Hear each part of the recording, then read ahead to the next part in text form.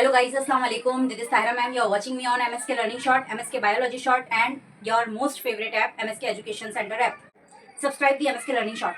आज हम करने जा रहे हैं 10th स्टैंडर्ड का चैप्टर नंबर 12 जो कि है जबक ज्योत। डोंट वरी, बहुत इजी है। 10 से 15 मिनट की स्टोरी है, उसके बाद तो हम गाइड ट्रांसलेशन करेंगे। जो 10 से 15 मिनट की स्टोरी है वो हमारी 10 मिनट के अंदर ही फिनिश हो जाएगी। ठीक है, पहले तो हम मोरल ऑफ द चैप्टर पढ़ लेंगे। 5 से 10 मिनट के अंदर कवर हो जाएगा पूरा चैप्टर। शुरुआत की 5 से 10 मिनट देख लो तो समझ में आ जाएगा। आगे जब आप गाइड करोगे, जिनको गाइड की अगर प्रॉब्लम हो तो वो आगे भी देख लेना, ट्रांसलेशन भी कर देंगे। ऐसे तो हम स्टोरी पढ़ लेंगे, वही काफी होता है। So don't worry, let's start. ये कहानी जो हम पढ़ने जा रहे हैं इसमें सर अमल देरासरी होते हैं। उनके 2 बच्चे होते हैं। लड़की का नाम होता है उर्वी, लड़के का नाम होता है दीपक। दीपक जो है वो आज़ादी के रंग में रंगा हुआ होता है।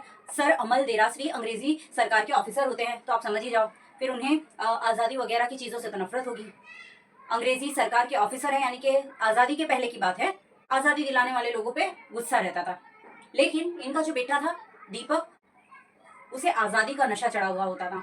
एक दिन वो अपने मकान की छत पर तिरंगा झंडा लहराने के लिए चढ़ता है। उसे डर रहता है कहीं उसके पापा ना आ जाए, जिसकी वजह से पैर फिसलता है और हमारा प्यारा सा दीपक गिर जाता है। गिरता इतनी बुरी तरीके से है कि बहुत जख्मी हो जाता है। डॉक्टर आते हैं। इनके घर के तीसरे माले पे दीवान खाना होता है। दीवान खाना बहुत सुंदर होता है। वहाँ पर दीवारों पर वॉइस रॉय की पिक्चर्स लगी हुई रहती है। विक्टोरिया एक हाथ में विक्टोरिया झंडा लिए हुए राजाओं के साथ खड़ी हुई होती है, ऐसी पेंटिंग लगी हुई होती है। झूमर के बीच में लाइट लगी हुई होती है। दीवान खाने की तरफ एक तरफ रास्ता ऊपर जाता है, एक तरफ का जो रास्ता है वो बगीचे में उतरता है और दूसरी तरफ की जो दीवारें हैं वो कमरों में जाती हैं। दीवान खाना मतलब बहुत सुपर सॉलिड रहता है, बहुत अच्छा रहता है। जब ये हमारा दीपक आज़ादी के रंग में रंगा हुआ दीपक गिरता है, उसे वही कमरे के दीवान खाने के बिस्तर पे रखा जाता है, पलंग पे लिटाया जाता है। बुखार बहुत आता है दीपक को। डॉक्टर थर्मामीटर लगाते हैं, देखते हैं बहुत बुखार है। इनकी मम्मी के आंसू ही नहीं रुकते हैं। जाहिर सी बात है, लड़के को इतनी गंभीर चोट लगी है। चोट के बावजूद भी थोड़ी थोड़ी देर में जब दीपक को होश आता था, ये यही कहता था, मम्मी 9 बजेंगे, हम सब जंगल जाएंगे, वहाँ पर उर्मी, मैं, तुम और वहाँ जाकर तिरंगा झंडा फहराएंगे। अम्मी 9 बजे हम चलेंगे। बुखार कम होने का नाम ही नहीं ले रहा है। दीपक की माँ की रोते रोते हालत बहुत बुरी हो जाती है। डॉक्टर दीपक की माँ को कहता है, आप ईश्वर पर श्रद्धा रखो, भरोसा रखो। माँ है, माँ का दिल कैसे भरोसा रखें। दीपक की माँ डॉक्टर से कहती है, क्या आपका कोई बेटा है? डॉक्टर कहते हैं नहीं। तो दीपक की माँ कहती है कि आप मेरा दर्द नहीं समझ सकते। दीपक माँ को कहता है कि माँ, गांधी जी को पत्र लिखना कि दीपक जहाँ रहेगा वहाँ पर आज़ादी का दीपक जलता रहेगा। कुछ टाइम के बाद नीचे, वो तीसरे माले के दीवान खाने में रहते हैं, नीचे से रैली जाती है।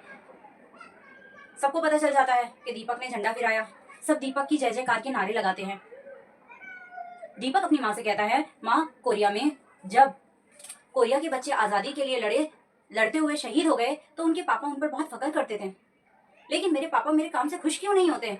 मेरा तिरंगा झंडा लगाना पापा को अच्छा क्यों नहीं लगता है? माँ कुछ नहीं कहती है और दीपक को चुप होने के लिए कहती है।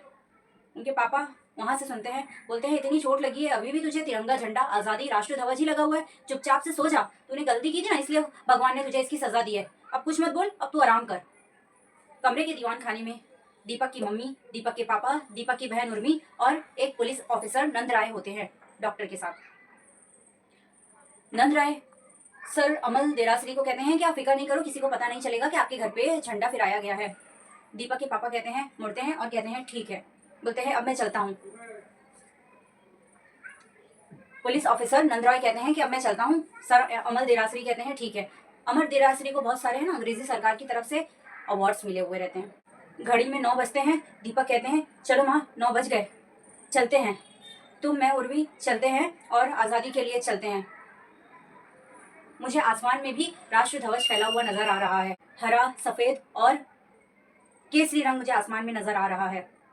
दीपक कहता है कि माँ, मैं अपना चेहरा देखना चाहता हूँ। तो उसके पापा शीशा लाते हैं। शीशे में भी वो कहता है कि मुझे अपने आप में भी तिरंगा नजर आ रहा है।